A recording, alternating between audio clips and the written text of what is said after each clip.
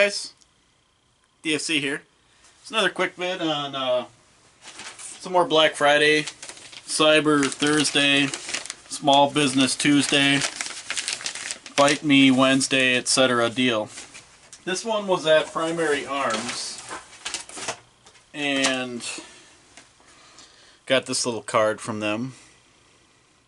So, Marshall Lerner, CEO of Primary Arms. I like Primary Arms. If they're top 5 for me. I like Brownells, Primary Arms. First two places I always go. Palmetto.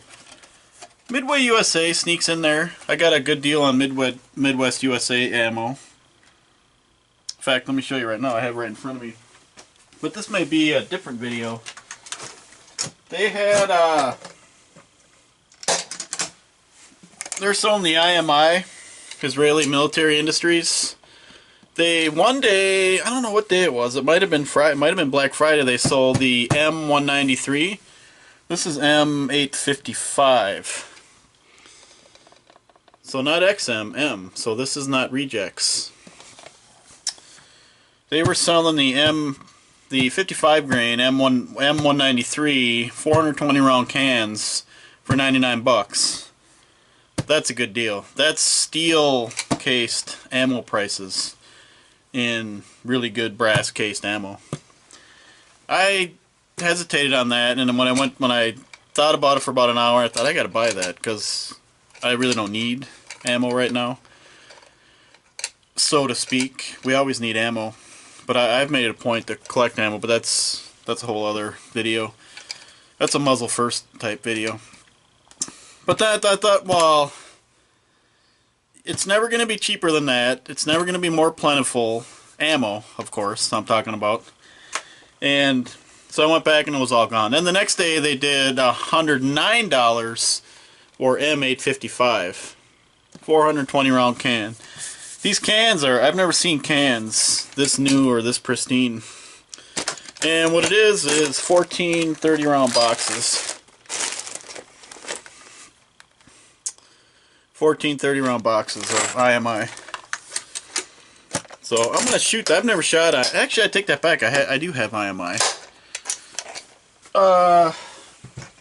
There's one, and I got it at Midway USA. There's one dude that said he was having primer issues shooting it out of his Ruger 5.56. He was kind of so that's the maybe a few other negative reviews on MidwayUSA.com. So I'll see. I've never had a problem with any ammo. I've probably shot in my civilian life 10,000 rounds of all kinds of different ammo. I don't know if I've ever had one single issue with ammo. So we'll see. I couldn't pass that up. Another deal I couldn't pass up, and the reason for this video was Primary Arms had Hexmags. So Hexmags came about, and these are SR25 AR-10 Hexmags. I have never shot these. These were $9.99 a piece. They had two colors. They had black and FDE, and they limited you out at 3 each. So of course I bought 3 each. 3 black, 3 FDE, $9.99 each. So 30 bucks. That's a steal. That's a really good deal. Because AR-10 mags are expensive. They're obviously a lot more expensive than AR-15 mags. They're not as plentiful, and I don't think there's quite as many manufacturers of them. All the big ones make AR-10 mag, Magpul, Lancer, etc. of course. I'm not even sure I knew Hexmag did. So I bought 3 and 3 of these. 3 black,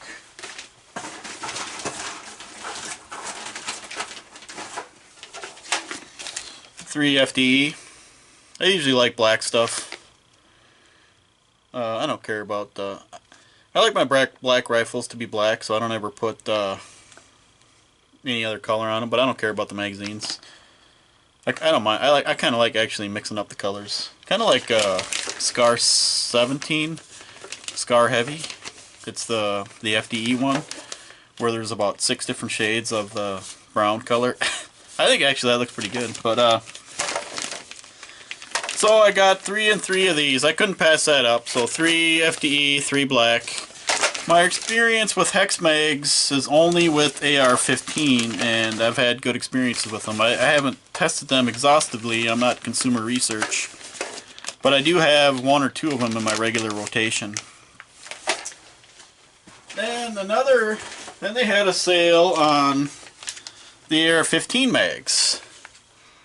So 30 rounders. Those were, the SR25 AR-10 mags they're 20 rounders, which is a good, to me, the ideal size for an AR-10. I have Magpul 25 rounders.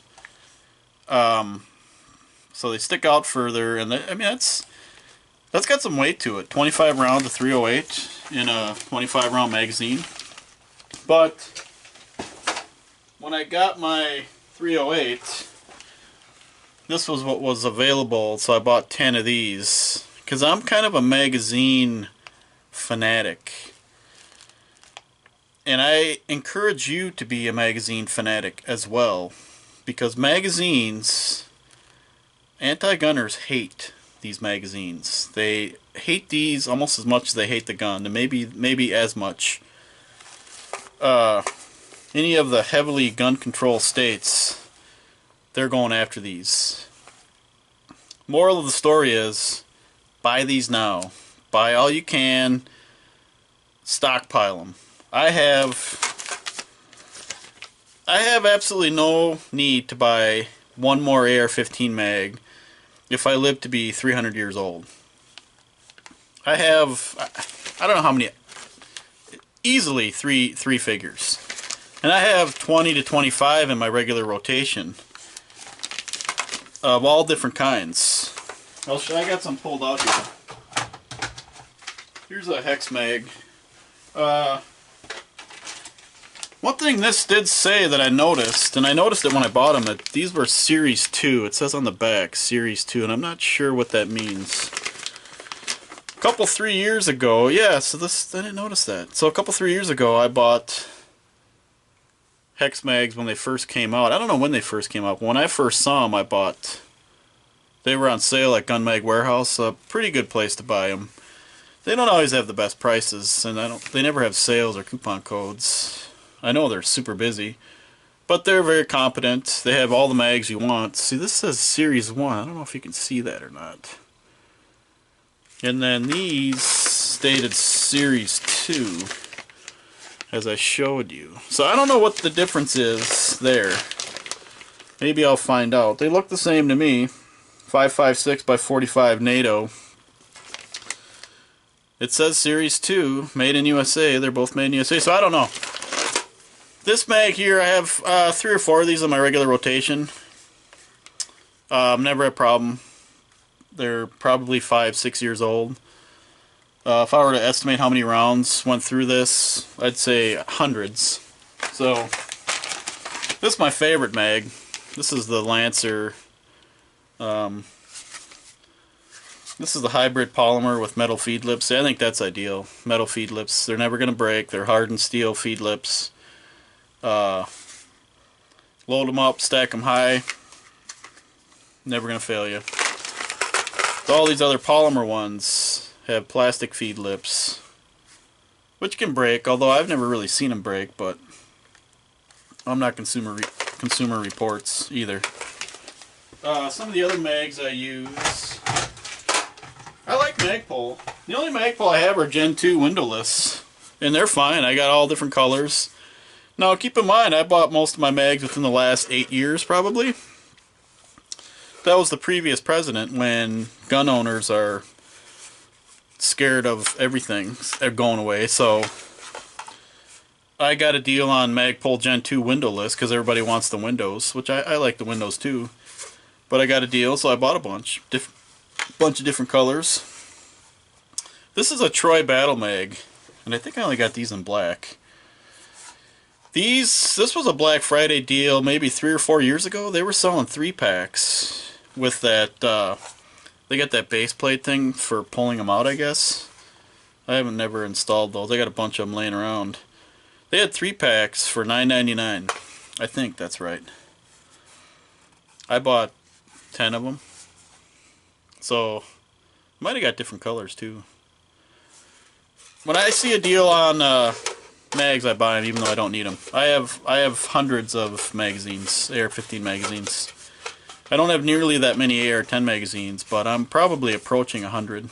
They're a lot more expensive.